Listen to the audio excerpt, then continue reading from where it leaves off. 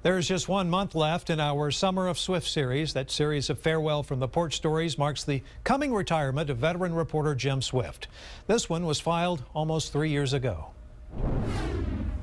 The road out of this life can be a rough one. Sometimes it helps to take some tunes along.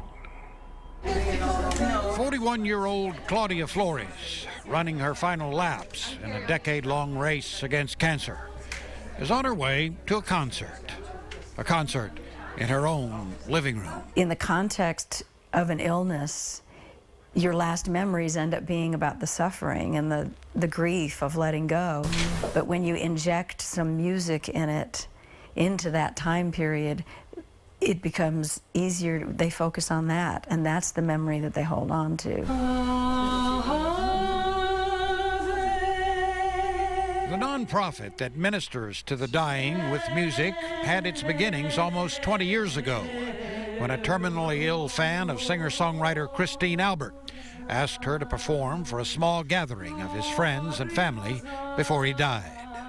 The man's name was John Swan, and the organization became known as Swan Songs. We've done classical music, blues, Spanish music, bagpipes, Texas blues. Sometimes people request specific artists as well, like Ray Benson of Asleep at the Wheel, or singer-songwriter Jimmy LaFave, who performed for a man and his dying wife at the woman's bedside. When we got there, they took off their wedding rings and they showed Jimmy that they had some of his lyrics engraved in their wedding bands. That's how much his music had meant to them, and he'd never met them. And it was almost inconceivable to her that he was sitting there in her room singing to her. And it was very powerful and very beautiful. Then there was the time that Mark Gunn played Irish songs for a dying woman and her daughter. They requested a specific song that her mother had learned from her parents in Ireland and that she had then taught to her daughter. And they had sung it when she was a child, and he knew that song, and they were holding hands, and he played that song for them. And before the song was through, her mother let go and passed away.